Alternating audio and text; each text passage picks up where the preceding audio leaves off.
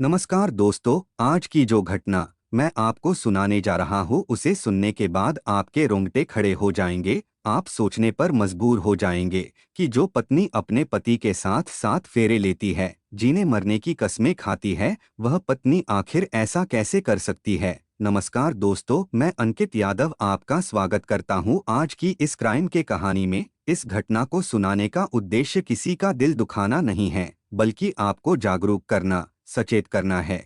दोस्तों, अगर आप पहली बार चैनल पर आए हो तो चैनल को सब्सक्राइब और वीडियो को लाइक करना ना भूले। दोस्तों, यह घटना महाराष्ट्र के कल्याण कस्बे के विट्ठलवाड़ी इलाके की है, जहां दुर्गा मंदिर के ठीक सामने यशवंत अपार्टमेंट के फ्लैट नंबर 9 में जगदीश सालुंके अपने बड़े भाई कंचन सानू के परिवार के साथ रहता था। जगदीश सालुंके एक कंपनी में नौकरी करता था। उसकी शादी एक खूबसूरत और महत्वाकांक्षी लड़की वैशाली ठाकरे से हुई थी। शादी के बाद जगदीश ने अपने भाई का घर छोड़ दिया और वह इस सोसाइटी में किराए का एक फ्लैट लेकर अपनी पत्नी वैशाली के साथ रहने लगा। लेकिन फिर अचानक 6 मार्च 2019 को रात के लगभग 11 बजे वैशाली ने वहीं पास में रहने वाले जगदीश के मामा नंदलाल को फोन किया। वैशाली ने उन्हें रोते हुए बताया कि मामा जी, हमारे घर में बहुत बड़ी चोरी हो गई है और बदमाशों ने जगदीश को भी मार दिया है। वैशाली ने कहा कि मामा जी, प्लीज आप जल्दी हमारे घर पर आ जाएं।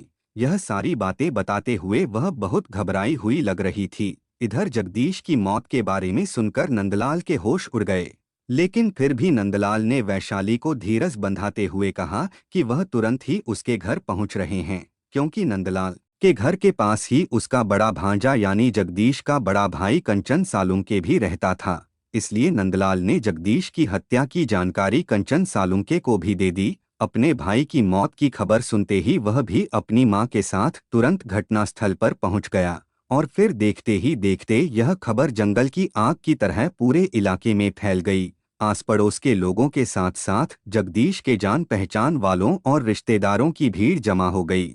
और जब उन लोगों की नजर घर के अंदर गई तो उन्होंने देखा कि जगदीश सालुंके बेड पर पड़ा था। साथ ही घर का सारा सामान इधर उधर बिखरा हुआ था और वैशाली उसके शरीर से लिपटकर बुरी तरह रो रही थी। जगदीश सालुंके के घर पहुंचने के बाद उसके भाई कंचन सालुंके और मामा नंदलाल ने पड़ोसियों की मदद से वैशाली को जगदीश से अलग किया और एक ऑटो की मदद से जगदीश को पास के ही एक क्लिनिक में लेकर गए। वहां से उन्हें जगदीश को किसी दूसरे अस्पताल में ले जाने के लिए कहा गया। इसके बाद वह लोग जगदीश को दूसरे अस्पताल लेकर गए, लेकिन वहां भी उन्हें निराशा ही हाथ लगी, क्योंकि वहां के डॉक्टरों ने भी जगदीश सालुंके की हालत को देखकर उसे रुक्मिणी बाई अस्पताल रेफर कर दिया। इसके बाद वह लोग रुक्मिणी बाई हॉस्पिटल पहुंचे, लेकिन वहां के डॉक्टरों ने जगदीश को देखते ही मृत घोषित कर दिया। साथ ही अस्पताल की ओर से इस मामले की जानकारी स्थानीय पुलिस थाने के साथ साथ पुलिस कंट्रोल रूम को भी दे दी गई।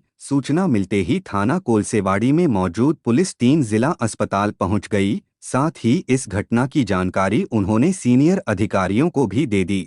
इसके बाद अस्पताल पहुंचकर वह मृतक के परिवार वालों से पूछताछ कर ही रहे थे कि तभी अचानक पुलिस अधिकारियों की नजर जगदीश के शव पर पड़ी। उन्होंने उसके शरीर पर कुछ ऐसा देखा कि जिससे वह तुरंत समझ गए कि यह मामला चोरी का नहीं है। डॉक्टर से बातचीत करने के बाद पुलिस अधिकारियों ने जगदीश सालुंके के शव को पोस्टमार्टम के लिए मोर्चरी में भेज दिया। इसके बाद पुलिस सीधे घटनास्थल पर यानी जगदीश के घर पहुंची। घटनास्थल की बारीकी से जांच करने के बाद पुलिस वापस थाने लौट गई। थाने लौटकर जब पुलिस ने इस मामले पर गंभीरता से सोच विचार किया तो उन्हें चोरी और जगदीश सालुंके की हत्या की कड़ियों में कई उतार चढ़ाव नजर आए। यानी यह मामला वैसा तो बिल्कुल भी नहीं था जैसा कि बताया जा रहा था, और इसलिए मामले की तह तक जाने के लिए जगदीश सालुंके की पत्नी वैशाली का बयान जरूरी था। लेकिन उस समय वैशाली बयान देने की पोजीशन में नहीं थी। इसलिए सीनियर पी शाहू राज ने पूछताछ करने के लिए वैशाली को अगले दिन थाने में बुलाया और मामले की तफ्तीश पी.ए. मधुकर और सुनीता राजपूत को सौंपी। वैशाली ने अपने बयान में बताया कि घर में पकाने के लिए सब्जी नहीं थी। उसने पति जगदीश सालुंके को फोन पर इस बात की जानकारी दी, लेकिन वह काम से लौटते समय सब्जी लाना भूल गए और खाली हाथ ही घर पर आ गए, जिसकी वजह से वैशाली खुद बाजार चली गई। लेकिन बाजार से लौटकर जब वह अपने घर आई तो घर की हालत को देखकर उसके होश उड़ गए, और जब वह दौड़कर अपने पति जगदीश के पास पहुंची तो वह बेहोश पड़े थे। यह सब देखकर वैशाली बुरी तरह डर गई। उसकी शादी के सारे गहने भी बदमाश चोरी करके ले गए थे, और जब उसकी समझ में कुछ नहीं आया तो उसने पति के मामा नंदलाल को फोन पर सारी जानकारी दी। जगदीश और वैशाली की शादी को अभी 3 महीने भी नहीं हुए थे कि अचानक जगदीश की मौत हो गई थी। इसके बाद पुलिस ने वैशाली के बयान के आधार पर लोगों के खिलाफ हत्या का मामला दर्ज करके तफ्तीश शुरू कर दी। लेकिन जब जगदीश की पोस्टमार्टम रिपोर्ट आई तो उसे देखकर पुलिस का शक सीधा वैशाली पर चला गया। यानी अब सीधे सीधे वैशाली ही पुलिस के रडार पर आ गई थी। इसके बाद पुलिस ने पत्नी पर शक होने की वजह से जगदीश सालुंके के परिवार वालों से भी पूछताछ की। जगदीश के परिवार वालों ने उसकी मौत को एक बहुत गहरी साजिश बताया।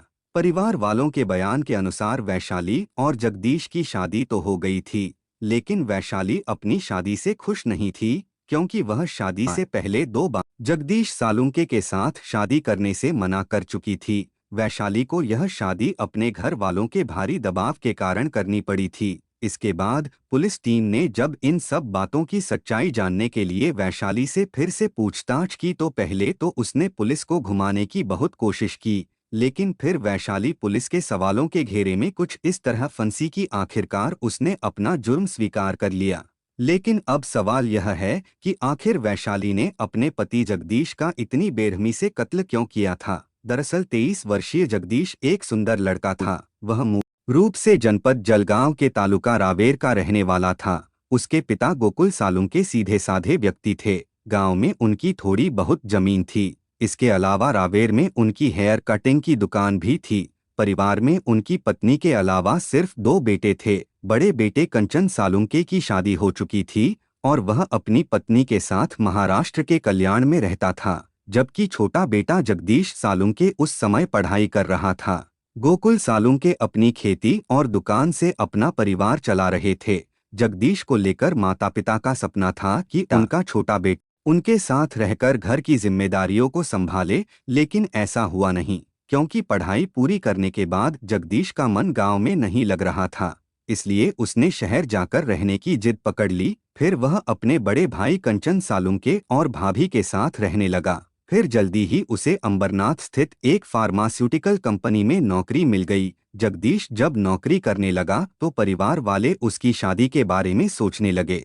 जगदीश के पिता गोकुल सालुंके ने जब बेटे की शादी की बात अपने रिश्तेदारों और जान पहचान वालों को बताई तो जगदीश के लिए मलाड रहने वाले ठाकरे परिवार की वैशाली ठाकरे का रिश्ता आया। 22 वर्षीय वैशाली ठाकरे अपने परिवार की इकलौती बेटी थी। उसके पिता की मृत्यु हो चुकी थी। घर में उसका एक भाई सतीश ठाकरे और मां ही थी, क्योंकि घर की पूरी जिम्मेदारी वैशाली के भाई सतीश ठाकरे के कंधों पर थी। इसलिए उसने अभी तक शादी नहीं की थी। उसकी बहन वैशाली जितनी सुंदर थी, वह उतनी ही चंचल और हंसमुख भी थी। इसलिए जगदीश को वह पहली नज़र में पसंद आ गई।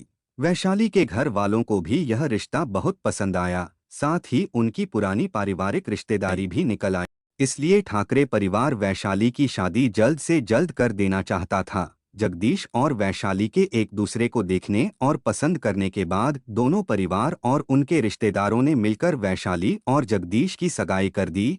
साथ ही शादी की तारीख भी तय कर दी गई, क्योंकि आज के जमाने में लोग सगाई को ही आधी शादी समझने लगे हैं। इसीलिए जगदीश की मां और भाभी उसे जल्द से जल्द वैशाली से शादी कर लेने के लिए कहने लगीं। लेकिन इस दौरान वैशाली ने एक बार नहीं बल्कि 2 बार यह शादी करने से मना कर दिया। लेकिन बाद में जब ठाकरे परिवार ने अपने घर की इज्जत और बेटे के भविष्य की दुहाई देकर वैशाली को समझाया तो वह शादी के लिए मान गई। शादी के बाद जगदीश ने अपने बड़े भाई कंचन सालुंके के घर से दूर एक फ्लैट किराए पर ले लिया और अपनी पत्नी के साथ वहीं रहने लगा। लेकिन वैशाली का दिल इस शादी से खुश नहीं था, लेकिन वह अपने दिल की बात जगदीश से कह नहीं पा रही थी। इसलिए उसने जगदीश से छुटकारा पाने की ठान ली। वैशाली ने उसके खाने में जहर मिलाया और फिर नायलॉन की रस्सी से उसका गला घोंट दिया। फिर सब कुछ बिखेर कर उसने सारा खेल चोरी का बताया। लेकिन जब पुलिस ने पूरी तरह से तहकीकात की तो सारी सच्चाई सामने आ गई और इस तरह सारा मामला खुलकर जगदीश के घर वालों और रिश्तेदारों के सामने आ गया। लेकिन अब इस मामले में वैशाली खुद ही जेल की हवा खा रही है। इस घटना ने फिर से साबित कर दिया कि शादी जैसे महत्वपूर्ण फैसलों में दोनों पक्षों की सहमति और खुशहाली कितनी जरूरी होती है। वैशाली की आज़ादी की चाह ने एक निर्दोष जान ले ली और अब खुद उसकी जिंदगी भी पूरी तरह तबाह हो चुकी है।